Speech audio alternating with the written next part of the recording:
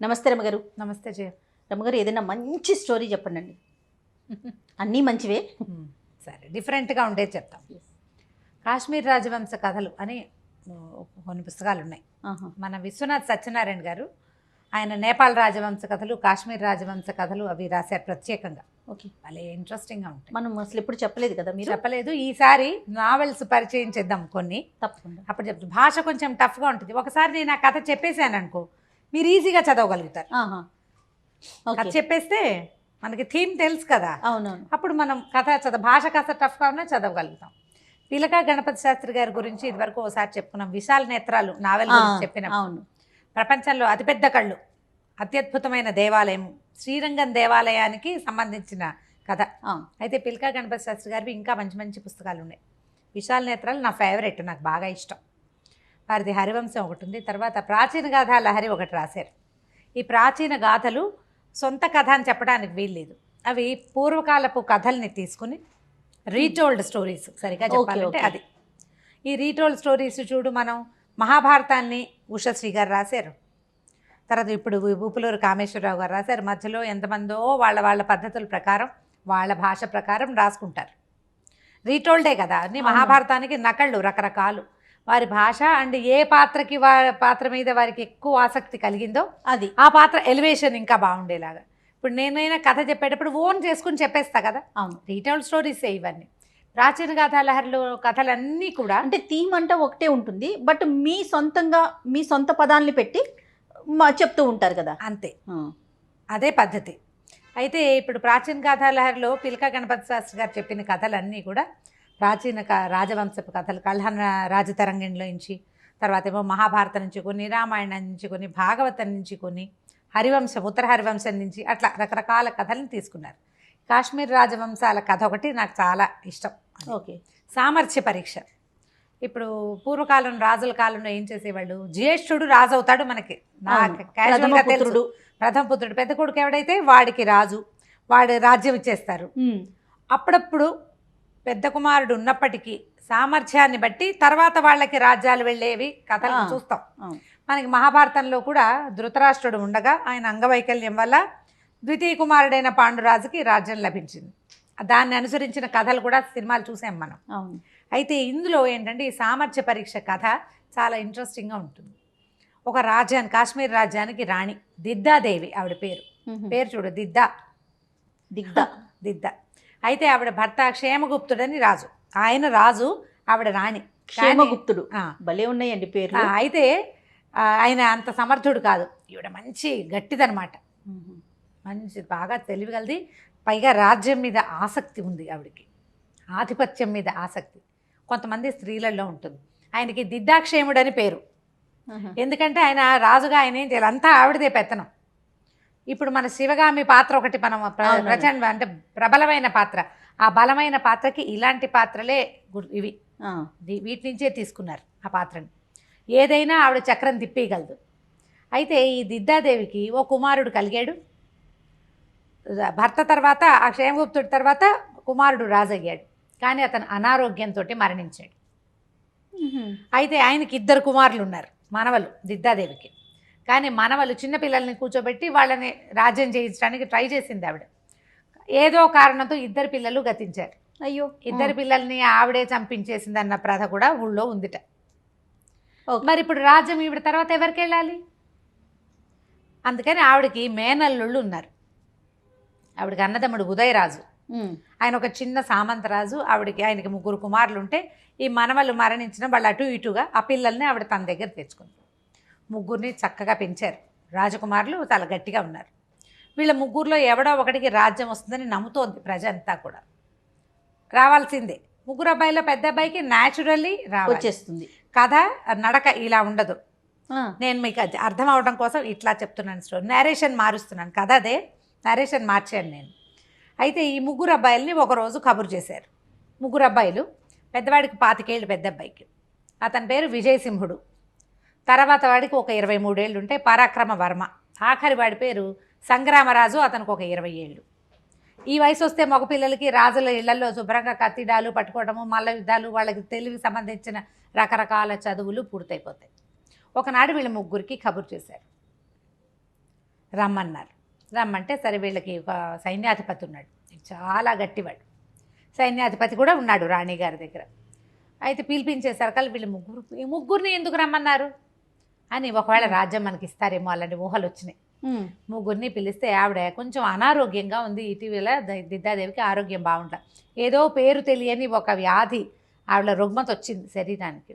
ఆవిడ ఇదివరకు అట్లాగా అన్ని వ్యవహారాల్లోకి యాక్టివ్గా ఉండలేకపోతుంది. సో ఎవరో ఒక పిల్లవాడికి అప్పచెప్తారు. సహజంగా పెద్దవాడికి ఆశ ఉంటుంది, రెండో వాడికి కాస్త కించిత్తు ఉంటుంది, ఆఖరి వాడికి ఆసక్తి లేదు. చిన్నపిల్లాడు కూడా, చిన్నవాడికి ఎలా వస్తుంది, మనకి రాదు అన్న నమ్మకంతో ఉన్నాడు. వీళ్ళ ముగ్గురిని పిలిస్తే వీళ్ళు వెళ్ళేసరికల్లా ఆవిడ ఒక పెద్ద హంసతులిగా తలపం మీద కాస్త కాలు చాపుకుని ప్రశాంతంగా కూర్చునుంది. పక్కనే సైన్యాధిపతి కూడా ఉన్నాడు. అక్కడి నుంచి అక్కడ ఒక పెద్ద బంగారుపు గిన్నె, పెద్దది, మన గంగాళం లాంటిది, దాని నిండా యాపిల్స్ ఉన్నాయి. మనం యాపిల్ అని చెప్పుకుంటున్నాం, కాశ్మీర ఫలం అని చెప్పచ్చు కదా అన్నారు అప్పుడెప్పుడో పండగ రోజున చాలామంది చెప్పారు మనకి. పాలేవతాలు అంటారట వాటిని, సంస్కృత నామం అది, పాలేవత ఫలం. దాని నిండా ఎర్రటి యాపిల్స్ ఉన్నాయి, ఎందుకంటే అది కాశ్మీర్ కథ. ఓ పక్కన 3 అంతంత గిన్నెలు ఉన్నాయి, అంతవి. ఈ పెద్ద గంగాళం నిండా ఒక 100 పళ్ళ పైనే ఉన్నాయి, చాలా పళ్ళు కనిపిస్తున్నాయి. సరే ఆవిడ కూర్చునుంది, వీళ్ళు వెళ్ళేసరికల్లా ఈ సైన్యాధిపతి ఏం చెప్పాడంటే, మహారాజ్ఞికి ఆరోగ్యం సరిగా లేదు, అందుకని మీ ముగ్గురులో ఒకరికి రాజ్యం ఇవ్వాలని భావిస్తున్నారు. అయితే జ్యేష్ఠుడికే ఇవ్వాలని భావించి జ్యేష్ఠుడికి ఇచ్చి, ఒకవేళ మిగిలిన ఇద్దరిలో కూడా ఎవరైనా సమర్థుడు ఉంటే వాళ్ళని దీని నుంచి డిప్రైవ్ చేయడం ఆవిడ ఉద్దేశం కాదు. కాబట్టి మీ ముగ్గురు మీలో మీరు ఆలోచించుకుని ఎవడో ఒకటి పేరు చెప్పి మేము తప్పకుండా ఇతనికి వెనకాల ఉంటాము అని ఒకటి పేరు సజెస్ట్ చేసినా తీసుకుంటామన్నారు. వీళ్ళు ముగ్గురు ఒకళ్ళ మొహాలు ఒకళ్ళు చూసుకున్నారు. పెద్ద అబ్బాయి శాస్త్రం బాగా చదువుకోవాలి, నేను ఎలాగో రాజునవుతాను, ఈ శాస్త్రాలన్నీ నాకెందుకు అనుకున్నాడు. మల్ల యుద్ధంలో చాలా ప్రవీణుడు, చాలా బలవంతుడు, ఎంత బాగానో కత్తి తిప్పగలడు, 100 పళ్ళు విసిరేస్తే 100ని ముక్కలు తరిగేయగలిగేంత సామర్థ్యం ఉంది. యుద్ధ విద్యలు బాగా వచ్చినాయి, చాలా బలశాలి మనిషి. రెండో వాడు కూడా ఆ మల్ల యుద్ధం నేర్చుకున్నాడు, బలంలో అటు ఇటుగా అన్నకి సరి తూగేవాడు. మొండితనం ఒక పాలు ఎక్కువే. పెద్దవాడికి 25 ఉన్నాయి, రెండో వాడికి 23 ఉన్నాయి. ఆఖరి వాడికి పెద్దగా యుద్ధ విద్యలు రావు, వాడు కొంచెం లేతగా ఉన్నాడు ఆ పిల్లవాడు కూడా. అతను కామందక నీతి శాస్త్రం, చాణుక్య నీతి అవన్నీ చదువుకున్నాడు. శాస్త్రం మీద పట్టుంది. శాస్త్రమే నేను ఎలాగూ రాజును కానన్న ప్రగాఢ విశ్వాసంలో ఉన్నాడు. వీళ్ళు ఇద్దరిలో ఎవరికి ఓటేయాలో అతనికి తెలియదు. వీళ్ళిద్దరూ ఎవరికి వాళ్ళకి నాకే కావాలనుంది. పెద్దవాడికేమో నేను పెద్దవాడిని బలశాలిని, చిన్నవాడికి నేను పెద్దవాడిని కాకపోతే నాకు బలం ఉందిగా అని రెండో వాడికి. మూడో వాడికి తూష్ణీభావం వహించాడు, వీళ్ళిద్దరిలో ఎవరో ఒకళ్ళు అయితే అప్పుడు చూద్దామని. వాళ్ళిద్దరిలో ఎవరో ఒకళ్ళు రెండో వాడి కోసం చెయ్యకపోతే వీడెందుకు చేయెత్తుతాడు. మూడో అబ్బాయి కూడా మాట్లాడలేం, అతను మాట్లాడలేదు. సరే కొంచెం అసంతృష్టి వచ్చింది, రాణికి నచ్చలేదు పెద్దగా. సరే ఇతనికేమో సైన్యాధిపతికేమో పెద్ద అబ్బాయికి ఇవ్వాలి లెక్క ప్రకారం అని ఉంది లోపల మనసులో. పైకంటే రాణిగారి పేగ ఉత్తరిచ్చేస్తుందని చెప్పట్లేదు. రాణికి రెండో వాడి మీద ఆసక్తి ఉంది, వాడు ఇంకా బాగా ఏనుగులా కనిపిస్తాడు, గంభీరంగా కనిపిస్తాడు. కానీ డిసైడ్ చేసుకుని వాళ్ళలో వాళ్ళు చేసుకుంటారేమంటే చేసుకోలేదు. సరే ఇది తెమటల్లా, అందుకని ఏమనుకున్నారు, ఆయన ఏం చెప్పాడంటే, మీలో మీరు తేల్చుకుంటే బాగుండేది, మీరు ఇప్పుడు తేల్చుకోలేదు కాబట్టి ఒక పరీక్ష పెడదాం ముగ్గురికి. కాకపోతే మీరు ఒక ప్రతిజ్ఞ చేయాలి, ఈ పరీక్షలో ఎవరు గెలిచినా మిగిలిన వాళ్ళిద్దరూ అతనికి సహాయకారులుగా ఉంటామని ప్రతిజ్ఞ చేయాలి. సరే ఏమిటో పరీక్ష తర్వాత చెప్తారు. సరే ఒప్పుకున్నారు. ముగ్గురు ప్రతిజ్ఞ చేశారు, మాలో ఎవరు గెలిచినా సరే మేము ఏ పోటీ పడకుండా మేము సపోర్ట్ చేస్తాం, అలాగే చేస్తాము అని. సరే ఏం చేస్తాడు ఈయన, మీ ముగ్గురు దూరంగా నుంచోండి, మీ ముగ్గురికి ఈ 3 బంగారు గిన్నెలు ఇస్తాం, మీ పక్కన పెట్టుకోండి. ఇక్కడ ఈ పెద్ద గిన్నెలో పళ్ళు ఉన్నాయని ముందే చెప్పాం కాదు, ఈ పళ్ళని విసిరేస్తాను. ఎవరు చేజిక్కించుకుని తమ గిన్నెలో వేసుకుంటారో, ఎవరి దగ్గర ఎక్కువ పళ్ళు వస్తాయో వాడు విజేత. ఎప్పుడో పిల్లాటలాగా లేదు ఇది, క్యాచ్ పట్టుకోవటం. క్యాచ్ అంటే మళ్ళీ ఇలా వేయరు, నేల మీదకి వేస్తారు, నేల మీదకి దొర్లిస్తారు. ఈ దొర్లిచ్చిన వాళ్ళని నువ్వు పక్కవాడిని తోస్తావో కొడతావో, వాడు నువ్వు జుట్టు పట్టుకుంటారో, మీ మీరు ఏడవండి. మీరు ఏమైనా చేయొచ్చు, యుద్ధం చెయ్యొచ్చు, పోరాడచ్చు, పెనుగులాడచ్చు, మీ గిన్నెలు నిండాలి అంతే. 3 గిన్నెలు నిండవలను. ఎవరు ఎక్కువ పళ్ళు తీసుకుంటారో వాడు గెలిచినట్టు. బాగుంది. ఇక వెంటనే ఆ కిందకి పళ్ళు వస్తాయి అవి పట్టుకోవటము అని అనగానే ఎవడికి వాడికి లోపల ఒక ఉద్రేకం, గెలిచేద్దామనిపిస్తుంది చూడు పాపం. ఎవరికైనా అంతే కదా, క్యాచ్ వేస్తే ఇద్దరున్నారు, క్యాచ్ వేస్తే ఇద్దరు పట్టుకోవడానికి చేతులు అందిస్తారు. వాడు పట్టుకుంటాడు లేని పక్కవాడు ఊరుకోడు, ఇద్దరు ఎత్తుతారు చేతులు. ఇప్పుడు పటాపటా విసిరేసేస్తారు, ఒక ఉద్రేకం వచ్చేస్తుంది లోపల. వీడు మన అన్నయ్య, వీడు మన తమ్ముడు భావాలు ఉండవు. ఆ భావాలు ఉండకుండా గెలవాలన్న ఉద్రేకంతో పనిచేస్తారు. లోపల ఒక పశు ప్రవృత్తి వృద్ధి పొందిపోతుంది, జంతువులాగా అయిపోతారు. మానవత్వం ఎప్పుడు, మనుషులతనం ఎప్పుడు ఉంటుంది? నిదానంగా నిలబడి నువ్వు వస్తువు తీసుకుంటున్నప్పుడు ఉంటుంది, పెనుగులాడేటప్పుడు లోపల ఉన్న పశువులు బయటకు వచ్చేస్తాయి. ఏ కాలంలో అయినా దాన్ని తప్పించుకోలేం మనం.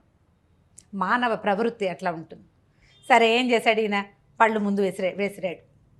ముగ్గురు అందుకోవడానికి ప్రయత్నం చేశారు. అన్నదమ్ములు పెద్దవాళ్ళు ఇద్దరు భీమబలులు ముష్టిఘాతాలకు దిగారు, కొట్టేసుకుంటున్నారు, లాగేసుకుంటున్నారు, పెనుగులాడిపోతున్నారు. ఏవో కొన్ని పళ్ళు గిన్నెల్లోకి చేరుతున్నాయి. చిన్నవాడు 1-2 చోట్ల తోసాడు కానీ పెద్దగా తోయలేడు. వాడు వలసాయాలు కాదు, అబ్బాయి లేతగా ఉన్నాడు, పైగా చిన్నపిల్లాడు, 20 ఏళ్ల వాడే కదా. 25 ఏళ్ల వాడంటే కొంచెం సహజంగానే వయసు రీత్యా బలంగా ఉంటాడు, పైగా అతను మల్ల యుద్ధ విశారదుడు పెద్దవాడు. సరే, బోల్డ్ అంత యుద్ధమైంది. వీళ్ళు బాగా కొట్టుకుంటుంటే ఉన్నప్పుడే ఆయన పళ్ళు విసిరేస్తున్నాడు. కొట్లాట మానేయాలి, కొట్టుకుంటూ ఉంటే పళ్ళు పోతాయి కదా. మొత్తానికి అయ్యింది ఎంతసేపో ఈ పెనుగులాట జరిగింది. తర్వాత ఒక 3 గంటలకు 2:30 గంటలకి వ్యవహారం ముగిసిపోయింది. 4 6 పళ్ళు. వీళ్ళు ఎక్కువ కొట్టుకుంటుంటే ఆయన అప్పుడే పళ్ళేస్తాడు. పళ్ళు పట్టలేరు. మొత్తానికి అందరి గిన్నెల్లోనికి పళ్ళు చేరినాయి. ఎవరికి వాళ్ళు కళ్ళతోటి పక్కవాడి గిన్నె ఎంత నిండిందో చూడడానికి అసెస్మెంట్కి ట్రై చేస్తున్నారు. గుండ్రంగా ఉన్న వాటిని లెక్కెట్టడం కష్టం. పైనుంచి 4 కనపడతాయి, అడుగు నిన్నున్నాయో ఏం తెలుస్తుంది? సరే, లెక్క పెట్టారు. ముందు పెద్దవాడిది తీసుకున్నారు. పెద్దవాడి పళ్ళన్నీ లెక్క పెడితే 29 వచ్చినాయి. రాణిగారు అమ్మయ్య అని ఊపిరి పీల్చుకుంది. ఆవిడకి ఏంటంటే పెద్దవాడికి ఇవ్వడం ఇష్టం లేదు, రెండో వాడి మీద ఆసక్తి ఉంది. ఈయన వెంటనే నీరసపడిపోయాడు సర్వసైన్యాధ్యక్షుడు. ఇంక పెద్ద అబ్బాయికి అవకాశం లేదు. 29 ఇక్కడ వచ్చేసినాయంటే మిగిలినవి 2 భాగాలు అయినాయి కదా. అక్కడి నుంచి రెండో వాడి లెక్క పెట్టారు. రెండో వాడి దాంట్లో 31 ఉన్నాయి. ఇక లెక్క పెట్టక్కర్లేదు. ఈ 29, 31 కలిపితే 60 పళ్ళు వీళ్ళిద్దరూ పట్టుకుంటే ఆఖరి వాడి దగ్గర 40 పళ్ళు ఉన్నాయి. ఈ ఫలితానికి రాణిగారు ఉసూరుమనిపోయింది. ఇద్దరు బిక్కమొహాలు వేశారు. వాళ్ళు ఇది ఊహించలే. అవును, వాళ్ళు ఏమనుకున్నారు? వీళ్ళిద్దరూ మహాబలశాలుడు, కొట్టో లాగో కాయలు లాగేసుకుంటారనుకున్నారు. మెతగ్గా, సామాన్యంగా, సన్నగా, సింపుల్గా ఉండే పిల్లవాడు 40 పళ్ళు చేజెక్కించుకుంటాడని వాళ్ళు ఊహించలేదు. రాణిగారికి దిగులు పుట్టింది, సైన్యాధ్యక్షుడికి విసుగు పుట్టింది. అసలు ఈ పని సరైన పని కాదేమో అని అనిపించేసింది. కానీ ఇప్పుడు ఇంత ప్రతిజ్ఞ చేసి వాళ్ళతో ప్రతిజ్ఞలు చేయించి ఎవడు గెలిస్తే వాడికి రాజ్యం ఇచ్చేస్తాము అని ప్రకటించిన తర్వాత ఇప్పుడు వెనక్కి తిరగచ్చా తూచంటామా? ఇప్పుడు ఇంకా అనలేము, ఒప్పుకొని తీరాలి. లెక్క పెట్టారు. అయినా కూడా లెక్క పెడితే 40 పళ్ళు తేలినాయి. సరే, రాణిగారు కాస్త ఎట్లాగో అట్లా నెట్టూర్పుని అణుచుకుని, మరి బోల్డని భావోద్వేగాలు వస్తాయి, అంటుకుని, నాయన ఎలా గెలిచాబోయ్ అని అడిగారు. ఏముంది, నా వాటాకు వచ్చినవి నేను పట్టుకున్నా, నా వైపుకి వచ్చినవి ఒకటి. చిన్న చిన్న యుద్ధాలు చేశా, మధ్య మధ్యలో తోయటానికి ప్రయత్నం చేసి 1, 2 తీసుకున్నా. అన్నయ్యలు ఇద్దరు ఫైట్ చేసుకుంటూ ఉంటే వచ్చేసినవి నేను తీసేసుకున్నా. వాళ్ళిద్దరూ యుద్ధం చేసుకున్నప్పుడు వాళ్ళ చేతుల్లోంచి జారిపడినవి కూడా తీసేసుకున్నాను. వాళ్ళిద్దరూ పట్టుకున్నారు, చేత పుచ్చుకుని పెనుగులాడుతుంటే చేతుల్లోంచి జారుతాయి. వాళ్ళకు ఉద్రేకం వచ్చేసరి కల్లా నువ్వు పారేస్తున్నావో పగలు కొడుతున్నావో తెలుస్తుందా? అంతేగా. ఉద్రేకాలు హత్యలు జరిగిపోవు. వాళ్ళిద్దరు ఒకళ్ళు పీకలు ఒకళ్ళు పట్టుకున్నారు. పీకలు పట్టుకోవాలంటే చేతులు కావాలా? మరి పళ్ళు ఎక్కడుంటాయి? కింద ఉంటాయి. కింద ఉన్నవి వీడు తీసేసుకున్నాడు.